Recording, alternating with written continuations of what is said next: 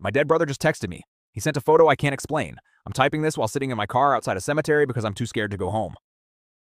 My brother died 23 days ago. Closed casket, high-speed crash. They said there wasn't much left to see, which is a sentence I wish I could forget. We buried him anyway. Nice headstone. Clean. Simple. My mom picked it. That should have been the end of it. It wasn't. 2 nights after the funeral, my phone buzzed at 2:13 a.m. No notification preview. Just his name, Daniel. For a second, I actually felt relief. Like everything had been a mistake. Like he was somehow okay. Then I remembered I watched them lower his coffin into the ground. I opened the chat. You awake? I didn't respond. I couldn't. I stared at his profile picture. Him in his car, sunglasses, that stupid half smile, and tried to convince myself this was some delayed message or a glitch. I turned my phone off and didn't sleep at all that night. In the morning, the message was still there. Timestamped 2:13 a.m. No last seen. No explanation. That night it happened again. Why are you ignoring me? My chest tightened so hard I thought I was going to pass out. I typed back before I could stop myself. Who is this? The reply came instantly. Seriously? No hesitation. No typing delay. Like whoever it was had been waiting. I called the number. It rang once. Then silence. Not declined, not voicemail, just cut. My phone buzzed again while it was still in my hand. Don't call. It hurts. I didn't touch the chat after that. I told myself it was someone messing with me. Someone who got access to his phone. A friend, maybe. A sick joke. But there was something wrong with that idea. The way he texted, it wasn't just similar. It was him. Same phrasing. Same passive-aggressive tone he used when he was annoyed. Things only I would recognize. I stopped opening the chat. For 2 days, nothing happened. I started to calm down. Then yesterday, at work, my phone buzzed again. I could see you.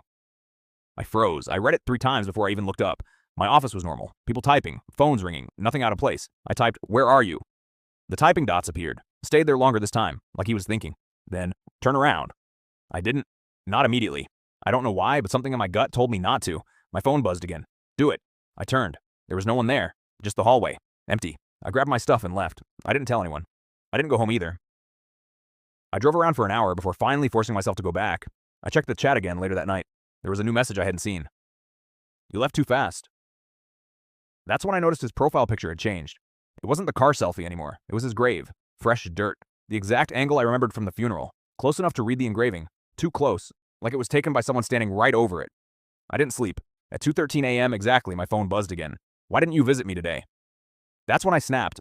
This morning I drove to the cemetery. I told myself I'd prove this was fake. Some asshole taking pictures? It had to be. The place was empty when I got there. No cars, no people, just rows of graves and that same heavy silence. I found his spot, and I wish I hadn't. The dirt looked wrong. Not dug up, but disturbed. Flattened in places, like something had been lying on top of it. There were marks too. Long, uneven lines dragged across the soil, like fingers, like something had tried to pull itself forward. My phone buzzed in my hand. I already knew. I didn't want to look, but I did. One new message. A photo. It took me a second to understand what I was seeing. It was me, standing at the grave, taken from behind. Close enough that I could see the back of my neck, my shoulders, the exact position I was in seconds ago. I dropped my phone. When I picked it back up, there was one more message, just one line. He finally came. I'm still here. I haven't moved because I don't know where he is now, and I'm starting to realize something worse than him being in the ground. He was telling the truth.